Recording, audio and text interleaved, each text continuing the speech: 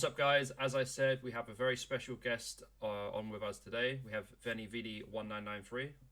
Dirk, is it Jerez? Okay, yeah, you're doing quite well. Is it? Better than the Triton the Triton guys. How do they say it on Triton? Gerritz. I guess Luca, he's the tournament director. He does quite well, but then on the stream is Gerritse is Oh, the thing we're going with now. So oh, I think I was semi-close anyway. I've got a few Dutch friends, so yeah, my parents, they never thought when they had me I would make it across the border. So they gave me the most Dutch name it is a pretty, imaginable. it is a pretty Dutch name. Uh, So yeah, we've got Dirk here, who's obviously PLO expert, one of the best PLO players I think I've ever seen, which is pretty good to have on the channel. Yeah, I want to have a look first at some AsianFlushie hands from yesterday, as like I've been speaking to Bjorn a little bit about it, and he says he's mhm. fairly inexperienced in PLO, but he's played like 40k hands in the last 12 months. Okay, that's quite a bit still. Yeah, I think so, and like especially like heads up PLO, I think like it's just way tougher. The V pips are way wider. What would you say like kind of the average V pip percentage would be for heads up PLO? I mean, it really depends on the structure. So on coin poker, you have anti tables. Mm-hmm. Um, so you play quite wide there. It depends on two things. If you're using limps as a strategy, limping allows you to VPIP quite a bit more. So with a limping strategy, you're barely folding from the small blind, and then in the big blind, depending again on if your opponent is just limping or raising only, uh, you defend a fair bit. Against raise only, it's 85% or something. So yeah, you're basically Yeah, not playing all your hands, but 90% of your hands when you're playing hands up. there's definitely some interesting hands in here. I just need to share my screen with you. Yeah, Flushy versus Gucci. Obviously, Sanita is very good. Probably the Yeah, best. it's pretty nice and cool that he's willing to come over to PLO and battle with the absolute best. If Well, I was his, yeah, like I said, I was talking to him yesterday, and I was just like, you know, I don't know if Sanita was the opponent you really want to take on, and he was like, oh, I was tilting, so fair yeah, enough. that's another reason not to do it. But yeah, I mean, Sanita probably the best heads up player in the world, and if he's in it for the money, it's probably better to start off against someone in the top 20 or even below that. But yeah, Maybe like start playing like 10-20 against like Ola or something, right? yeah, something like that. But I played a he little bit. decided to hop in against the best. I played a little bit against Ola Frackney, I think the name Uh-huh. is. Yeah, pretty decent. And then I played quite a few of the guys on Coin actually. The 10-20 guys pretty good. Some good 5-10 players as well. Um, Yeah, they started getting pretty good at 10-20 already, and then 25-50 is like you're basically playing against the top 10 in the world always. yeah, I'm not dipping my toes in that, mate. That's just Uh, it's just not for me. Um, okay, so let's resume. Obviously, Flushy free bet pre. Gucci obviously just has like a mandatory call. hmm Do you really see this small bet on the turn much? Yeah, I think it's used. Yeah. So you're in your three betting range. There's a lot of overpairs, and once you start sizing up, you're kind of pushing the weaker hands out of the pot. So I think there's a lot of one third betting going on here, and even on the river. Um, a way to protect that range is to every now and then do it with a stronger hand. So you would bet your tens small as well, and then sometimes you size up with your tens and put it in your big size. It's quite tough to balance everything out, especially against a good opponent like Gucci, and comes in with a cheeky raise here on the turn. Yeah, I think like Gucci kind of just happy to run it with equity, I guess, having like a I don't think permanent he's buffer. I don't think he's super happy to get it in here against a shove you're not doing all that well. But yeah, of course, you're raising here, and if you get your opponent to fold an overpair, that would be amazing. And against an overpair, you're still flipping. So, Yeah, I think I said but like when I was commentating on this one yesterday, I was saying like Asian Flushy has a ton of overpairs in his range, and when we get this turn, but we're also blocking like the king, queen, and jack as well, which I think is like mm, quite important. Um, obviously if Flushy has like a four, he's obviously not going to fold anyway. But we have like a pretty decent hand to see it. Well, to see a river with. Yeah, I think the standard would be to call, and then you sometimes mix in a raise. So um, it's also tough because if you look at the solver, it will always give you the answer you want to see. So if you do go for the raise and now you check the solver output, it'll tell you, okay, we're raising 25% of the time. Right.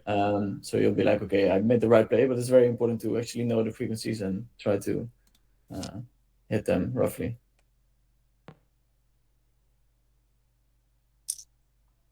Yeah, and then here the king high flush, I think it's relatively standard to shove. I mean, it sucks that we're blocking the straight. He cannot hero call with it, but he can still hero call with a 4 or a lower flush. Gets a little bit close, but I think it's standard. So the interesting thing I found about like these particular hands is how deep they are. Like there's a couple of hands where they're like 300 bigs deep, which is just like quite uncommon, I think, in like especially like my videos. You normally get like 100 to 150 bigs, but there's a couple of hands where like 300-400 bigs deep. Yeah, you did he tell you what hand he had on that last hand, the king high flush? No, I mean I can try and find out the hands and stuff like that, and Yeah, it would be interesting. yeah. One sec, we can just edit this anyway. I will ask him quickly now. So yeah, this hand a6-7-5 offsuit.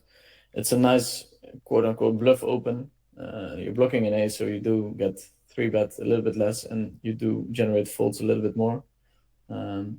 Once you're 3-bet, it's a very dicey spot, but I think you can still call it. Yeah, I feel like people call way wider in like heads up PLO. Yeah, you're only supposed to fold 10% there, so. Flushy had trips, by the way. Trips. He Yeah, said, which he said he thinks he should just fast play the turn. yeah, it depends on his blockers and stuff, but yeah. Oh, he had trips with Jack of Hearts. Yeah, and what I mean, I'm guessing he also had an ace since he 3-bet 3, so then it's a nice candidate to shove it in. He's just trying to remember now. So It's a quick responder. yeah, but yeah, having the 4 it's a super nice like potential calling candidate because your opponent is basically saying I either have a very high flush or a full house, so you're blocking part of his range. yeah. I think like with your boats, you probably just want a call turn, to be honest, because you want them to get there on the river, right?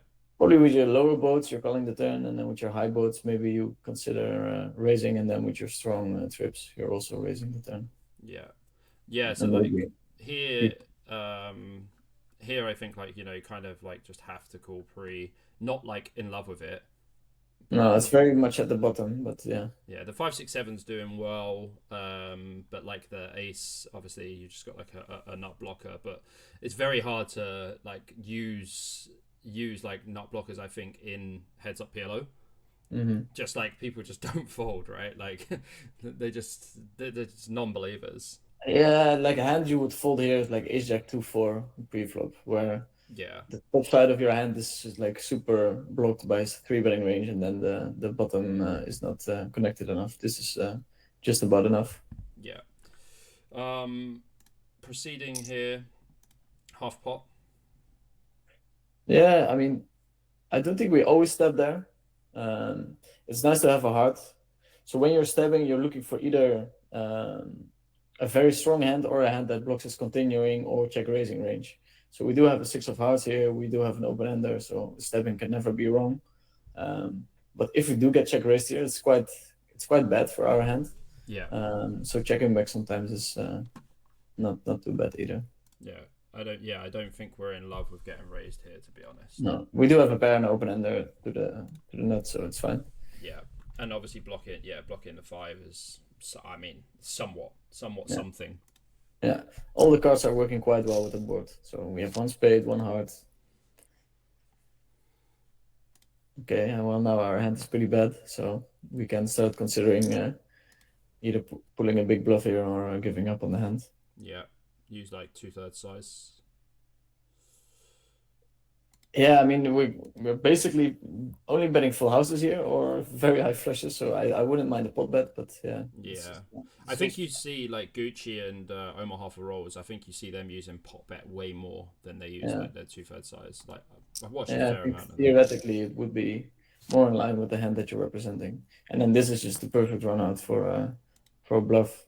Uh, Yeah, Putting two pairs on the board, even the six of hearts. Not that it's super relevant, but it's nice to have it. And then we do have a ton of full houses here. We're the ones who are betting the jacks on the flop, the fives, the fours. Gucci is check raising all of these hands, so he'll have to be very creative to find a couple of good calls here. yeah. I think like we have so many good blockers, right? Like the 5 and the 7, just like blocking all the boats. Obviously, like we could have easily had jacks as well. We would play the same. Yeah, So I think it's like a mandatory bluff. we do get called. Oh boy.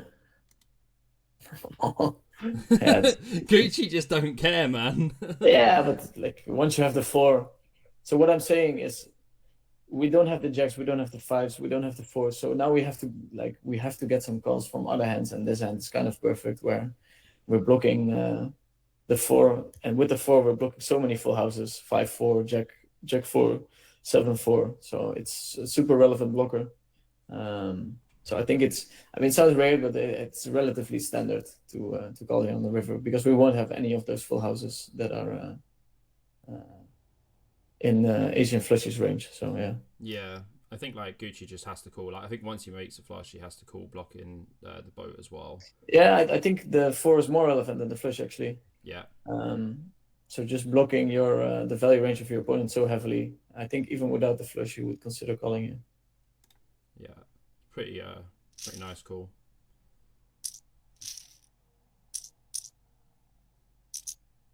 So yeah, you see that's a hand where both players play well, and Yeah, he's yeah, getting flamed a bit. Like I think, like Bjorn was saying, like he feels like people are torching him a bit. But like, you know what? Like the difference is this is like the higher stakes PLO heads up, right? uh-huh. It's pretty tough to play anyway, right? So I think it's impossible to flame anyone.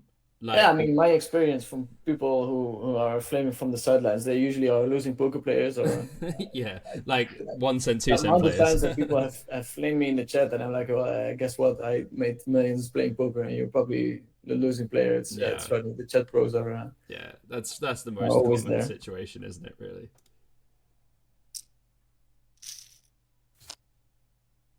Okay, yeah, super standard C bet. We probably C bet close to 100% here. And this combo is like the perfect potential future bluff combo. And then on the nine, I think we just keep betting. Yeah. And I think it's kind of mandatory, right? Having two queens is just like pretty huge. Having the queen of yeah, clubs it's as well. super standard bluff hand. The sizing though is somewhat surprising for me. But yeah, if Sanita is using it, he's doing it for a good reason. Yeah, I think just having like two main blockers to nuts and having the king as well. Maybe just wants to have Flushy cool down with like some, Jack nines and stuff like that, but where he can just pot river and Flushy folds like on a lot of bad rivers. Yeah, apparently he's splitting his range here. I would usually go for a bigger bet, but then I guess now he's representing King Nine and King Jack as well. So Yeah. he does it. Call from Asian, five on the river. And now it's funny because we kind of have showdown value with the king and a super nice check raise spot if our Yeah. opponent does bluff. It is the nut check raise spot though, isn't it? Really having two queens. Uh-huh. Yeah, you have to. Like, if you don't raise this one, it's better to quit playing poker. I had a really similar hand actually against Sep, the guy who plays as Sep on coin. Mm-hmm. Pretty similar spot, but was playing full ring, and I had the same spot, but I had Queen 10, and he had queens, and Mm-hmm. a similar board, and he just went ballistic with it. But you kind of Yeah. have to. Yeah, you're supposed to. He does have it. Wow. Yeah, I guess the small size on the turn, you're usually raising your Queen 10. Of course, sometimes we flat call it, but the standard would be to raise it. and then he has. Without a flush draw as well, and without any other blockers really, because you only got Yeah, I'm not nine. sure how relevant it is. The solver is quite like equity driven, so we really want to pile money in with the straight with backup there. So having the flush draw is quite nice. Like people, oftentimes they flip it around and they tend to slow play the hands that are very protected. But if you then look at the solver, it just likes to push hands that have a lot of equity. So I think if you pick a combo, this might be better than the one with the flush. So yeah, I think it's like a low frequency call, and then it worked out well. High frequency raise, yeah. Yeah, but I think if he raised, then Sanita would definitely consider just ripping it in on the turn. I think money goes anyway. Like this hand's 300 bigs deep. So they're very deep. Oh, this happened yesterday as well. I hate it when this happens. So much editing I have to do. I'm so bad with editing as well. I literally learned to do it like 2 weeks ago. Yeah, no, yeah, somebody does it for me. All right, this is a very interesting hand. Queen 9 and 5, 3-bet, 4-bet and a call. Okay, we get some leads on this flop, but like aces generally check here. Would you say like 300 deep? Yeah, I would say also. Yeah, you need like some decent backup. So again, he goes small on turns. Like I think Sanita just has like a very particular, formula that works. Well, I think it's quite standard to go small on those lockdown boards. You put a lot of pressure on one paired hands with this 1/3 sizing, so it works quite well. You can still bet your Jack 8, Jack 9 at 1/3, and once you start sizing up, then you price out all the hands that do quite poorly against your two pairs. So I think it's quite standard to use the 1/30. Also, like it's a Badoogie board as well, so it's like like the rivers can never bring in like a flush or anything, right? So the board's way drier.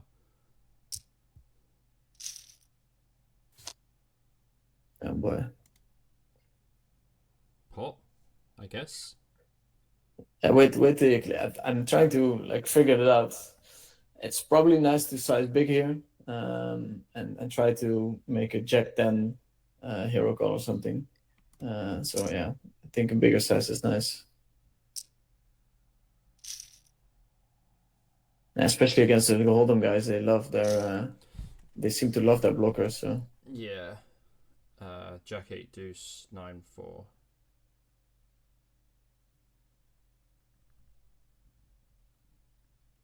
I'll find out what he had. Yeah, it must have been some kind of Jack with a straight blocker. Yeah. Open, very standard 3-bet. Flopping the nuts. Sizing quite big here. Once you start playing deeper, it does have impact on the sizes that you use. Gucci is well aware of this. Like I think he's one of the players that played the most 200, 300 big blinds deep, and definitely worked on those spots. Oftentimes you see that people are very well prepared 100 big blinds deep. All the software and stuff that's out there, it's mostly centered around 100 big blinds, and then once you come to the 200 big blind streets, people don't really want to know, but that doesn't count for Gucci. It's just like different waters for everyone else, whereas Gucci is just like a veteran of the game, right? So it's just like, sizing up is going to be good when you're like way deeper, right? Yeah. So I guess we're just going to see a pot bet and then pot bet on the river. Yeah, it's just especially on this one. Flushy just has to call like king high flushes, queen high flushes. Yeah, it depends on your blockers as well. Like if you have 3 diamonds in your hand, the flush doesn't have to be that high. It's like one of the best bluff catchers. And then if you do have a hand like a queen high flush blocking a pair and stuff on the board, it's more attractive to call, because the bluffs from your opponent are going to come from ace of diamonds without showdown value, so it's nice to block the board somewhat. He had queen eye flush. By the way, he snap responds. It's scary. He responds faster than anyone. Yeah, he responds like he plays. Yeah, he's playing 6 tables, right, against the Kaya Mok, or it's different guys. I don't know. Is he playing now? No, not now. No. But, he does play. He plays 3 to 6 tables for sure. Yeah, it's super crazy. Yeah, he's very quick. I think Cayenne might be the quickest player. Cayenne plays on a Mac and doesn't even have a mouse. That's crazy. He's like 3 table in Linus without a mouse. I'm like, what's It's going so on? nice that all these guys are battling it out now on Coin Poker. Yeah, I it's really good. like it. Yeah. I feel like it is the place for high stakes. Really. You know, they had like breakthrough tables for so long as well, so they had a good run. Yeah, it's using the right sizing here. Yeah. That is for deuce board is less good for the 3-better than a lot of people think. So we don't bet super high frequency, and if we do, we size small. Small raise by Gucci.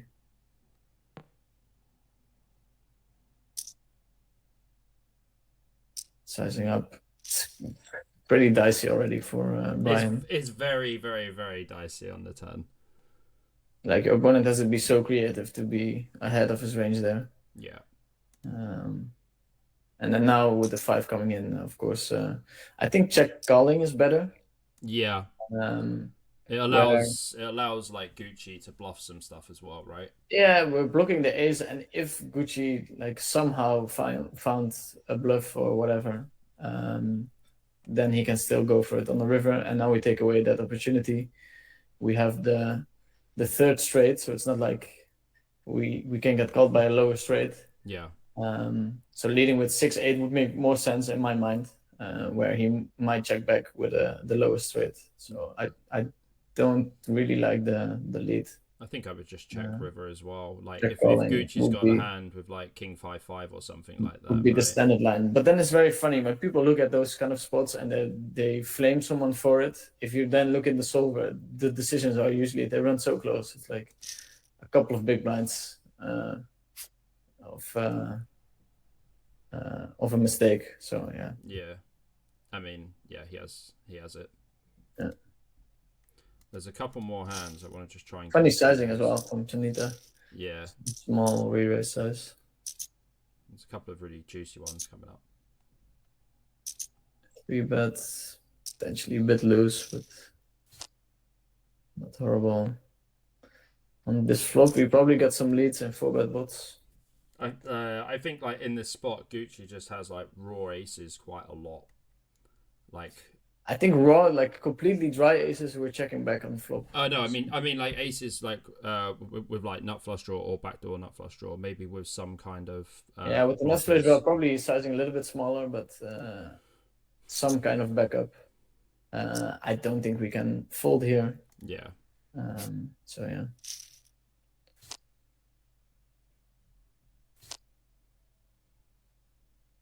Yeah. It's a pretty Gucci run out.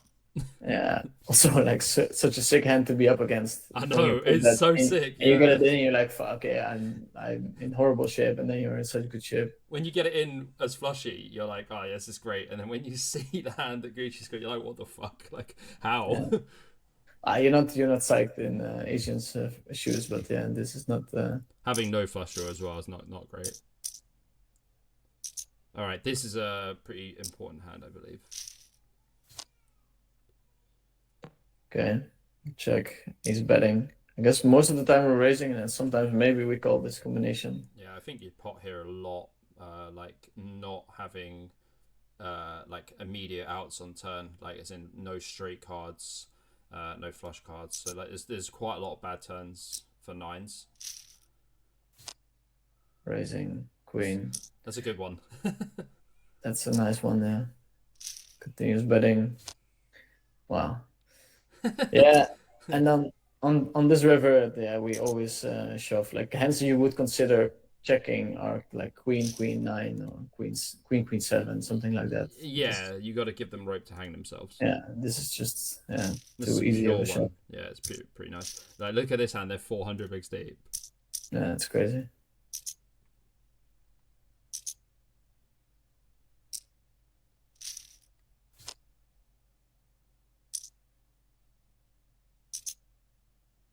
Okay, little raise.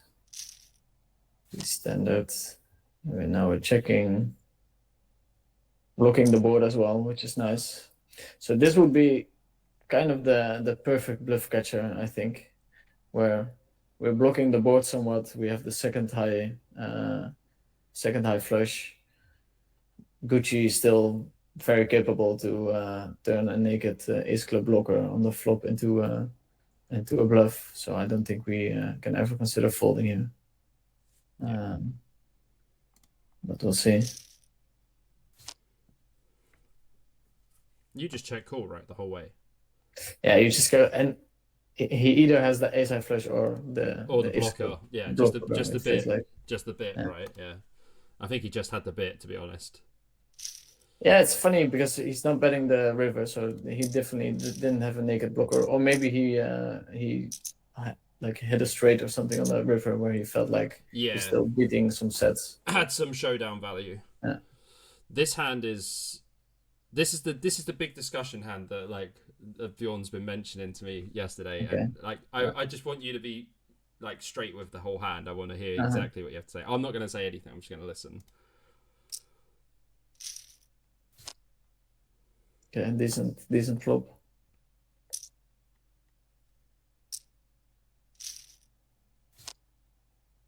King on a turn. Just keep betting. Call. Okay, king on the river. Oof. Okay.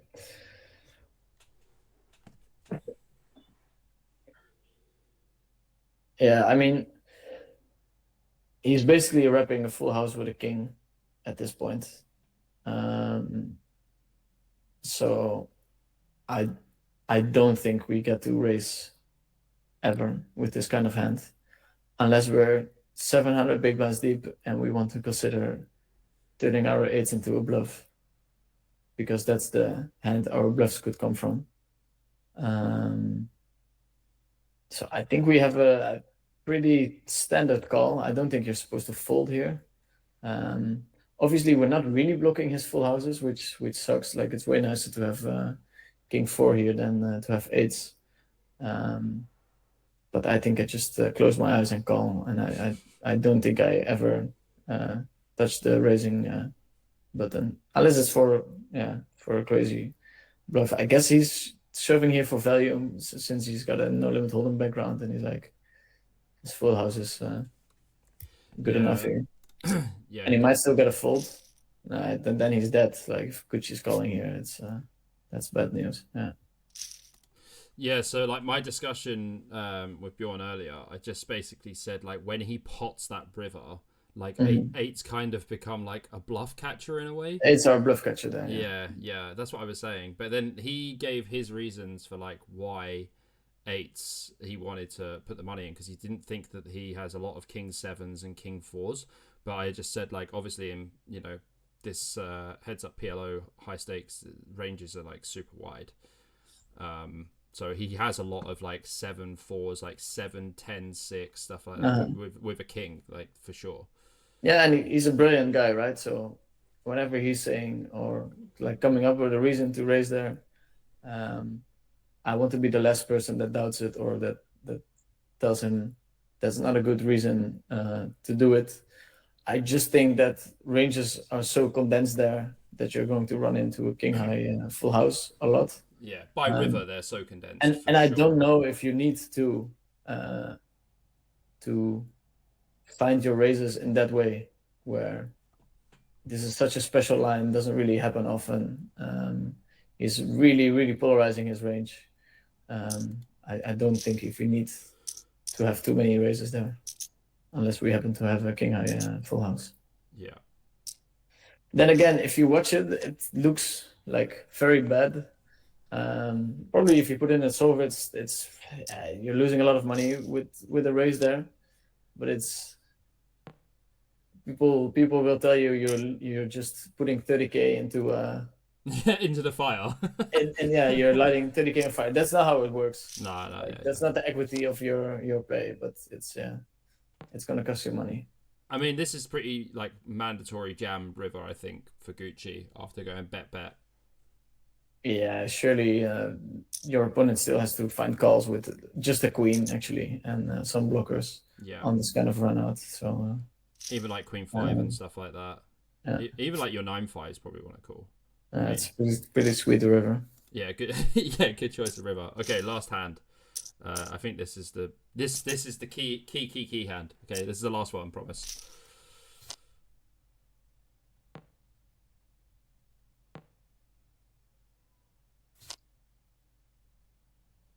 Okay. Standard call on the turn.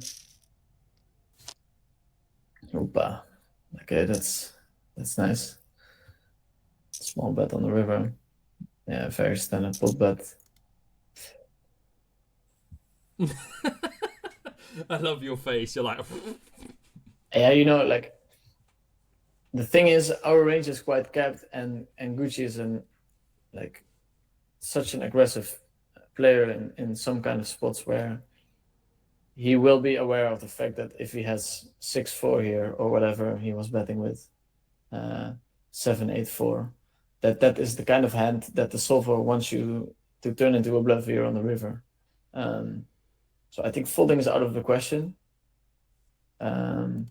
We just have to decide now, like how many sixes, how many fives he has in his range, if we want to raise it. I think it's fine to raise it. It's whatever. It's like super close if you want to raise it. Probably if you have nines and you block a 6 or a 5, then you call, and then whenever you're unblocking them, it's fine to raise. Yeah, but, I think blockers come into play quite a lot. Yeah, quite a condensed range. Small bet, pot bet. Yeah. Yeah. Yeah, crazy run out as well. Like. Yeah. Yeah, completely crazy. Yeah, man, I'll let you wrap up there because I know you have to go to another meeting. Yeah, mate, no worries. Thanks for coming on. Yeah, no worries. I'll hop on another video. It's nice to see you doing so well in terms of views on YouTube. Keep it up. Don't listen too much to people in the comments. And, I need to stop replying to people, man. I don't know what it is. I take shit so personally. It's so you just shouldn't, I guess. I don't know. It's just one of them, isn't it? Really. Yeah. But no, it's understandable, but it's gonna cost you a lot of energy. Yeah, that's a lot of it's wasted kind of pointless. I got WSOP in 2 weeks anyway, so that's gonna be nice. I'll be there too. So. Oh, you coming? Yeah. Yeah. Oh, sick. I'll We bring added 100K, so it felt like that felt like a personal invite. Well, I mean, you've been crushing the Tritons recently, bro. You're just smashing it. It's been going all right. Yeah. You seem to be doing pretty well. But yeah, man, we'll catch up. We'll catch up in Vegas for sure. I'll bring you a nice new hoodie as well. Okay, sounds good. All right, bro. Nice one, man. Thanks a lot. Thanks for coming on. Catch you later. See ya. Cheers, man. All right, guys, that was VeniVidi in the mix. What a great guy. Really looking forward to hanging out with him in Vegas. Yeah, thanks to AsianFlushie for the video. Obviously, like, you know, we've been talking a little bit in the last day about some of the hands and stuff. And, you know, he's at a different level, man. Like, he's at a different level. He's been playing PLO for like the last year, played 40K hands. But you're playing against Sanita55, who's probably one of the best heads-up players in the world. You know, between like him and Omaha for rolls, I think it's very close. I mean, Omaha for rolls is obviously unbelievable as well. But yeah, nice one, Dirk, for coming on. Appreciate it. See you in Vegas. And guys, please go and sub to Dirk's channel. I'll put the link here. And yeah, it'll also be in the description. Nice one. Catch you soon, guys.